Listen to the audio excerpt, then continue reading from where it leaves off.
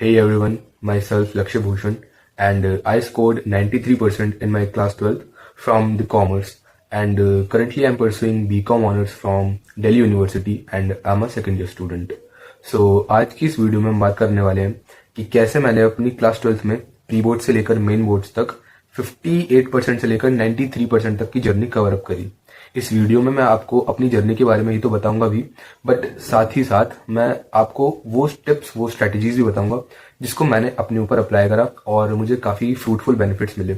Along with मैं आपको कुछ स्ट्रेटजीज ऐसे भी बताऊंगा जो कि आपको आजमानी चाहिए, जिससे आप काफी ज्यादा इंप्रूव करोगे। सो चलिए स्टार्ट करते हैं।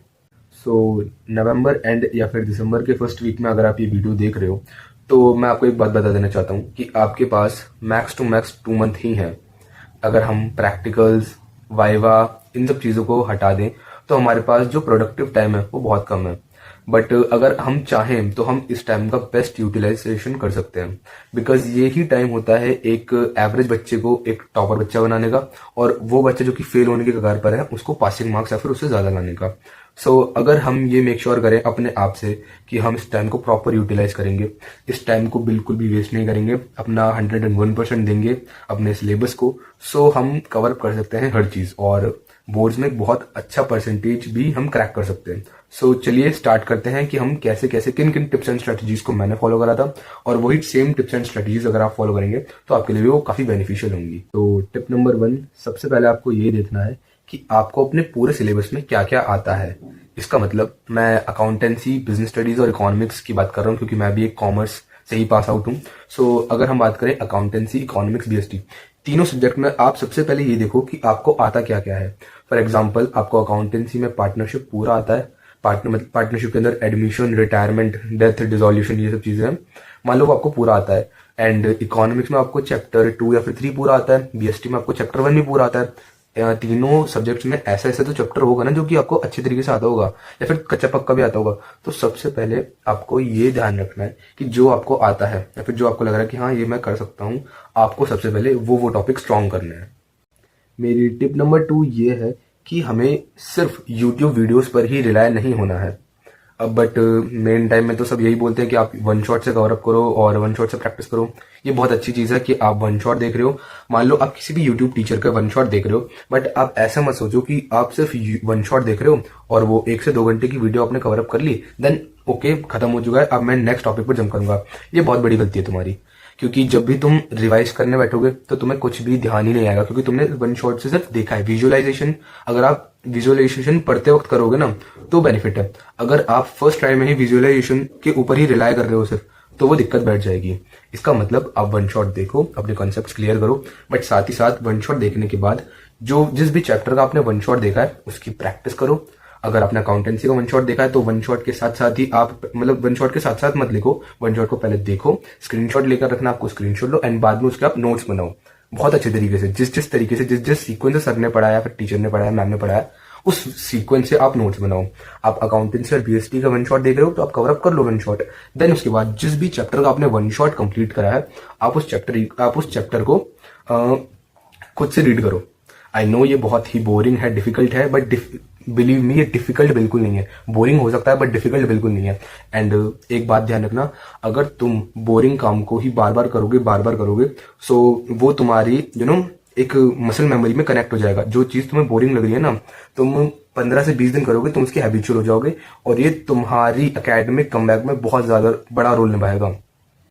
मेरी टिप नंबर 3 ये है कि तुम अफेक्टिव पढ़ाई पर ज्यादा ध्यान दो।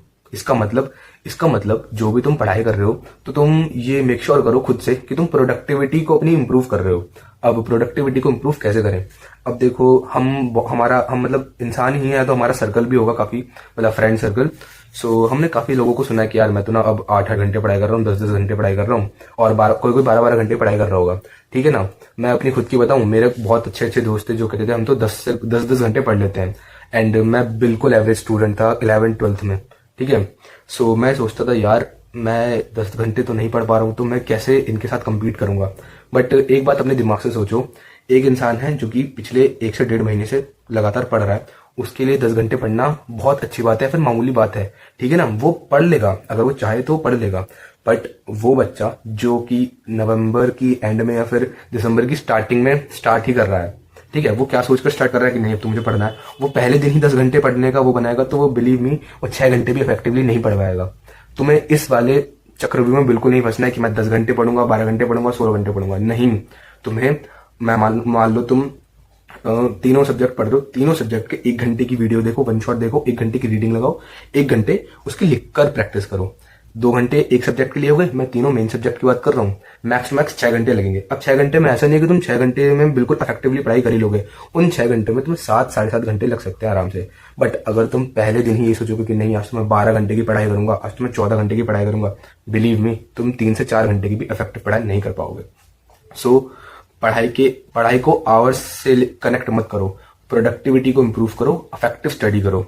अगर तुम 2 पेज भी पढ़ रहे हो 1 घंटे में, तो मेक श्योर करो कि वो 2 पेज तुम इतने अच्छे तरीके से पढ़ रहे हो कि तुम्हारे माइंड में वो कॉन्सेप्ट्स बहुत अच्छे क्लियर तरीके से बैठ रहे हैं। टिप नंबर 4 मेरी तुम्हें थोड़ी सी अजीब लगेगी, बट सीरियसली तुम्हारे बहुत काम आएगी। यार देखो, हम इस टाइम में है ना, मतलब हम जिस टाइम में जी रहे हैं वो टाइम, मतलब मैं ये नहीं कहता कि कुछ भी करना हार्ड है हमारे लिए, यार हम ह्यूमंस हैं, ह्यूमंस के लिए कुछ भी हार्ड नहीं होता करने के लिए, ठीक है ना। बट अगर हम अपने टाइम को, मतलब आज के टाइम को अगर हम पीछे के टाइम से, अपने पहले के टाइम से कंपेयर करें, तो हमारे लिए एक चीज पर स्टिक रहना बहुत ही ज्यादा हार्ड हो जाता है। क्यों? क्योंकि हमारे टाइम में डिस्ट्रैक्शंस बहुत ज्यादा हैं। अब डिस्ट्रैक्शन से मेरा मतलब ये नहीं है कि सबसे बात करना छोड़ दो, सबसे बोलना ही छोड़ दो।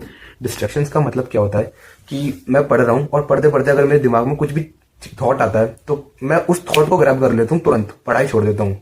ये होता है डिस्ट्रैक्शंस। मैंने बहुत पर्सनल तरीके से ये एक्सपीरियंस करा है। मैं पढ़ता रहता था और मेरे दोस्त मुझको, मान लो मेरे दोस्त ने मुझे कोई रील भेजी, मैं वो मेरा फोन का नोटिफिकेशन मिला, मैं तुरंत अपने फोन को ग्रैब कर लेता था, पढ़ाई कर लूंगा ऐसे बोलता था। यार ये बहुत बड़ा डिस्ट्रैक्शन है और ये अगले 60 से 75 दिनों में ना तुम्हारे लिए ये बहुत ही खतरनाक साबित हो सकता है अगर तुमने इस डिस्ट्रैक्शन को कंट्रोल नहीं करा। सो अगर मेरी बात मानो, सोशल मीडिया डिटॉक्स अगर तुम करोगे इस टाइम पर तो तुम्हारे बहुत काम आएगा। अगर तुम इंस्टाग्राम, यूट्यूब तो देखो तुम्हें कंज्यूम करना ही पड़ेगा, बट यूट्यूब तुम अच्छी चीजों के लिए कंज्यूम कर सकते हो। इंस्टाग्राम से अगर मैं कहीं ना कहीं बात करूं तो इंस्टाग्राम से कहीं ना कहीं दिक्कत हमें हो सकती है, क्योंकि यार हम ह्यूमंस हैं एंड आज की जनरेशन की अगर मैं बात करूं तो हम थोड़े ना कनेक्टेड ज्यादा है कुछ, ठीक है। बट अगर तुम इस 60 से 75 दिनों में अपने कनेक्शन को थोड़ा सा अपनी मुट्ठी में रखोगे, अपने कनेक्शन को थोड़ा कम रखोगे, यार थोड़ा सा ना डिटैच हो जाओ सबसे। यार तुम ना उन दोस्तों से, अगर वो तुम्हारे दोस्त हैं, बहुत अच्छे दोस्त हैं, जिनसे तुम कह रहे हो कि भैया हम तो रोज रील भेजते हैं, रोज आपस में बातें करते हैं, यार अगर सीरियसली तुम बहुत अच्छे दोस्त हो ना तो तुम्हें 60 या 75 या 100 दिनों से बिल्कुल कुछ फर्क नहीं पड़ेगा तुम्हारी दोस्ती पर। वो भी समझ जाएंगे कि हाँ तुम पढ़ रहे हो, तुम, और वो शायद से वो भी पढ़ने के लिए मोटिवेट हो। मेन बात मैं ये बोलना चाह रहा हूँ कि अगर तुम्हें इन 60 से 75 दिनों में थोड़ा सा अलग होना पड़े ना इन सब चीजों से, जो चीजें तुम्हें डिस्ट्रैक्ट कर रही हैं। मैं तो बहुत दूर बैठा हूँ, मुझे नहीं पता तुम्हें क्या क्या चीजें डिस्ट्रैक्ट कर रही हैं, बट तुम्हें जरूर पता है। तो तुम खुद से सोचो कि तुम्हें क्या चीजें डिस्ट्रैक्ट कर रही हैं और उन चीजों से थोड़ा कट ऑफ हो, ठीक है ना। घर में परिवार के साथ टाइम स्पेंड करो, मम्मी पापा के साथ, जो भी तुम्हें फ्री टाइम मिला है तो मम्मी पापा के साथ टाइम स्पेंड करो। फोन की तरफ थोड़ा सा कम ध्यान दो यार, ये कहना चाहता हूँ। सोशल मीडिया डिटॉक्स अगर तुम करोगे ना इस टाइम पर, तुम्हें बहुत हेल्पफुल होगा। और चलो यहाँ तक आए गए हो तो तुम्हें एक बोनस स्ट्रेटेजी भी बता देता हूँ। वैसे स्ट्रेटेजी ने बहुत काम की, तो उसे ध्यान से सुनना और हो सके तो अप्लाई भी करना। अब देखो, हमारा माइंड कुछ इस तरीके से काम करने वाला है अगले 60 से 75 दिनों में कि इसको ज्यादा से ज्यादा इसलिए सोचेगा कि वर्कलोड बहुत ज्यादा है, सो ना हमें से रिवॉर्ड भी देना पड़ेगा। अब रिवॉर्ड हमें से कैसे देंगे? अब मान लो तुम्हें कुछ ऐसी चीजें पसंद है जो कि असली में बहुत अच्छी चीजें हैं। मान लो तुम्हें बैडमिंटन खेलना पसंद है, तुम्हें कुछ आर्ट वगैरह करना पसंद है, सो तुम अपने माइंड को रिवॉर्ड दे सकते हो। वो कैसे? तुम छोटे छोटे टास्क बनाओ हर दिन के। स्टार्टिंग है अभी, तो स्टार्टिंग में छोटे छोटे टास्क से स्टार्ट करो। ये मत सोचो कि मैं इतना पढ़ूंगा, क्योंकि इतने के चक्कर में अगर तुम इतना भी नहीं पढ़ पाए ना तो तुम बिल्कुल खत्म कर दोगे पढ़ाई। तुम सोचो हाँ मैं इतना पढ़ूंगा, इतना को अगर तुम इतना भी पढ़ लोगे तो तुम सोचोगे हाँ यार इतना तो पढ़ा है, हो सकता है इतना भी पढ़ लूं। आगे आगे चलकर तुम इतना खुद ही पढ़ने लगोगे। मेरी बात समझ रहे हो? मैं ये कहना चाह रहा हूँ कि एक फेल्ड स्टडी सेशन एक स्किप्ड स्टडी सेशन से कई गुना बेहतर है। पढ़ाई को अगर तुम बहुत ज्यादा समझ कर कि बहुत ज्यादा करूंगा और फिर कुछ नहीं कर पाए ना तो बहुत ज्यादा डिमोटिवेटेड होगे। वहीं अगर तुम छोटे छोटे एफर्ट लेना स्टार्ट करोगे या फिर ये सोचोगे कि हाँ मैं ये कर लेता हूँ और उसके बाद मैं अपने माइंड को रिवॉर्ड दूंगा। रिवॉर्ड कैसे दूंगा? तुम्हें आर्ट करना पसंद है, तुम आर्ट कर सकते हो। तुम्हें कुछ लिखना पसंद है, तुम और कुछ लिख भी सकते हो, राइटिंग वगैरह अगर तुम्हें शौक हो। तुम्हें बैडमिंटन खेलना पसंद है, तुम 10 से 15 मिनट बैडमिंटन खेल सकते हो। बट अपने टास्क को निपटाने के बाद, टास्क पेंडिंग नहीं रखने हैं, अपने टास्क को पूरा करना है। अपनी फैमिली के साथ टाइम स्पेंड करना चाहो तो वो बहुत बढ़िया चीज़ है, उसको करो। उससे माइंड में जो जो हार्मोन्स रिलीज होंगे वो तुम्हें बहुत ज़्यादा बेनिफिट प्रोवाइड करेंगे। सो यही कहना चाहता हूँ मैं, जो भी तुम्हारी प्रॉब्लम वगैरह हो उसको अपने माइंड पर हैवी मत होने दो। तो यही सब स्ट्रैटेजीज हैं, प्लान्स हैं मेरे, जो कि मैंने भी देखो पर्सनली एप्लीकेबल करे थे खुद के ऊपर। ये टाइम ना देखो बहुत ज़्यादा टफ होता है एक स्टूडेंट के लिए। मैं अपनी पर्सनली बताऊं तो मेरे को भी बहुत टफ था। मैं कभी कभी डिमोटिवेटेड हो जाता था, फैमिली से नहीं बता पाता था। अब फैमिली से आप नहीं बता पाते थे कि पढ़ाई नहीं हो रही है, वो पूछेंगे क्या, आप बता दो कि हाँ ये नहीं हो रहा है, बट एक ना आप ऐसे मन की बात नहीं बता पाओगे कि हाँ यार पढ़ाई नहीं हो रही है। सो आपको क्या करना है, काम रहना है। अगर आपको लग रहा है कुछ बुरा है, कुछ नहीं हो रहा है, तो आपको शांत रहना है, डिमोटिवेटेड नहीं होना है। बस मैं ये कहना चाहता हूँ। बाकी अगर कोई भी तुम दिक्कत है तुम कमेंट्स कर सकते हो और मुझसे पूछ सकते हो, मैं हर तुम्हारे कमेंट्स का जवाब दे दूंगा। तुम्हें एंग्जाइटी वगैरह कुछ भी करने की जरूरत नहीं है, डिप्रेस वगैरह होने की भी जरूरत नहीं है, मैं सब चीज़ का तुम्हें रिप्लाई दे दूंगा।